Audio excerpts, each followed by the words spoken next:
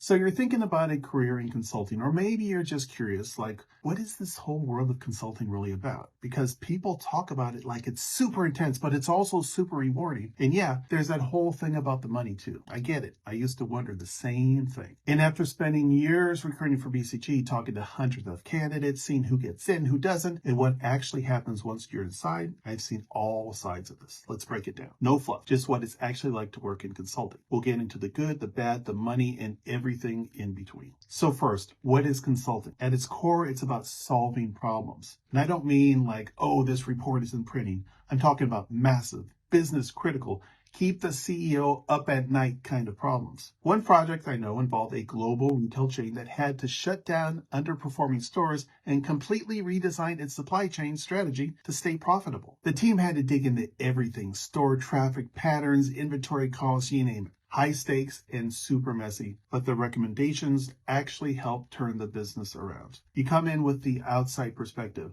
the person who's not stuck in the day-to-day politics of the company, and your job is to make sense of the mess. You analyze, you question, you challenge assumptions, and then you present recommendations that ideally make a huge impact. So yeah, you're kind of like a business doctor, except instead of a stethoscope, you've got PowerPoint and Excel. Now, why do people choose this path? Well, let's just be honest here. First off, the pay is great. Like 6 figures right out of undergrad kind of great. At top firms, you're looking at around 100K plus all-in compensation for entry-level roles, and that jumps up to $200,000 after an MBA. Add on bonuses, signing perks, and perks like travel and training, and it's easy to see why this field attracts so many high performers. If you're coming in right out of undergrad, you might start out as an associate or business analyst, depending on the firm. At BCG, for instance, undergraduates typically start as associates. MBAs usually come in at the consultant level. From there, it's a pretty structured path: associate, consultant, then project leader, principal, partner, and eventually managing director.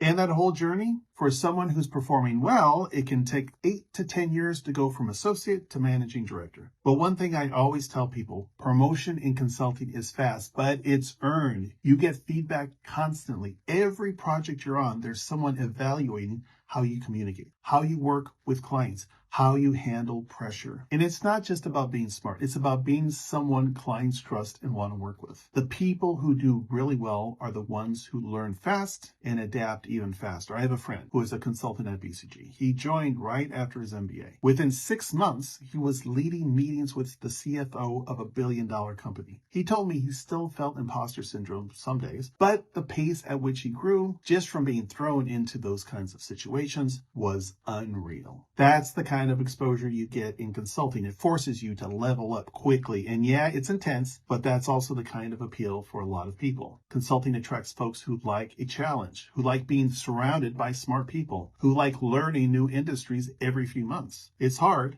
but the growth curve, insane. I've seen associates who within a year are leading work streams and presenting to C-level executives. That kind of exposure just doesn't happen in most other jobs that early. But all right, let's talk about the other side of it, the work-life balance. I'm not going to lie, it can be rough. It's not a 9-to-5 job. Depending on your team and the project, 60 hours a week or even 80 hours a week are common. There are weeks where you feel like you're living in PowerPoint. There are nights when you're working late to prep for a client meeting the next day. And while some firms have gotten better at managing burnout, BCG included, it's still consulting. The demands are high. And then there's the travel. This one's kind of a mixed bag. Before COVID, weekly travel was the norm. Fly out on Monday, back on Thursday. And while some of that's shifted to more remote work, a lot of clients still want you on site. So if you love airports, great. If not, it can get old fast. But I will say some consultants genuinely love that part. They see new places, rack up hotel points, eat at cool restaurants. Others are like, please, I just want my own bed. Now, let's talk about something that shapes the whole experience but doesn't show up on job descriptions: culture.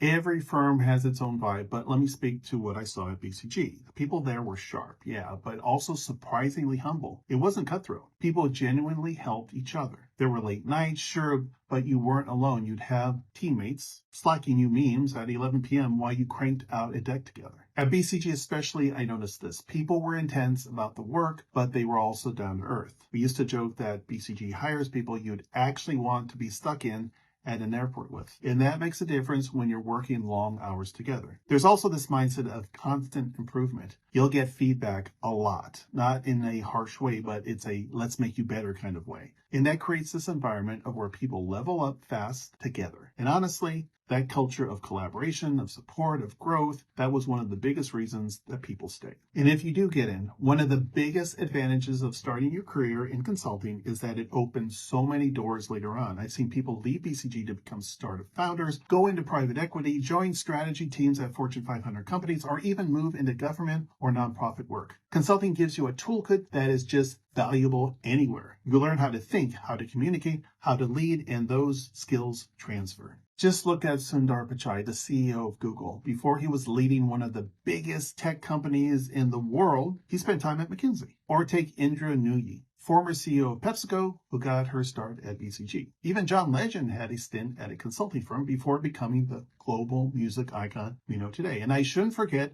our very own CEO here at my consulting offer, David Swin, is a Bain alum, and his consulting background is part of what shapes his vision for our firm. Consulting teaches you how to solve problems at scale, think strategically, and lead teams, and those skills are priceless in any industry. But here's what I always tell candidates when they're deciding if consulting is right for them. Think about how you like to work and live. Consulting isn't just about the work, it's about the lifestyle that comes with it too. Do you thrive in fast-paced, ever-changing environments? Are you someone who's energized by new challenges and loves learning on the go? If you get excited about taking on complex problems, collaborating with smart, driven people, and constantly being pushed to level up, consulting might be a perfect fit for you. But remember, it's not just about being okay with hard work. It's about handling the unpredictable hours, the travel, and the stress that comes with it. It's about managing your energy and finding balance, even when the job demands a lot. It's about making tough decisions on the fly and staying focused, even when the pressure's on. On the flip side, if you prefer structure, stability, and a more predictable routine, then consulting might not be the best path for you. It's intense, and if you're looking for a more laid-back, steady pace where you can predict your schedule and work-life balance, you might find it hard to adjust. Also, think about your long-term goals. Consulting opens doors in ways few other careers do. From startups to private equity, top leadership roles, you'll gain a toolkit that's highly transferable. But if you're looking for something less about versatility and more about stability, that's important to consider too. So take a moment to reflect. Do you want a career that challenges you every day, offers massive growth, and opens up countless opportunities? Or are you after a more predictable, structured environment? There's no right or wrong answer, but knowing what fits you best will make all the difference. Either way, knowing what you're getting into helps you make the right decision for you. So yeah, that's the honest take. Consulting's not perfect, but for the right kind of person, it can be an amazing ride. I've seen it transform careers and build confidence like nothing else. Okay, so now I'm curious. How are you feeling about it? Have you already decided consulting is for you, or are you still trying to figure it out? Either way, I'd love to hear from you in the comments. If you've decided to go for it, just type in decided, and I'll send you some of our best resources to help you start prepping. And if you're still unsure, no worries, comment undecided, and I'll share a free guide that walks you through whether consulting is the right fit for you. Now, if you're getting serious about applying and want help standing out, especially for MBB firms, my team and I would be happy to support you.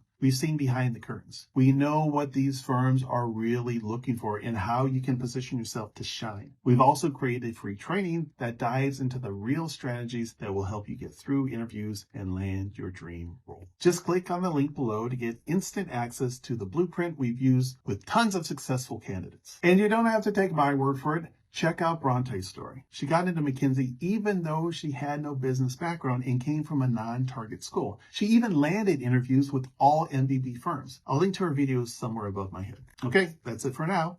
I'll see you in the next video.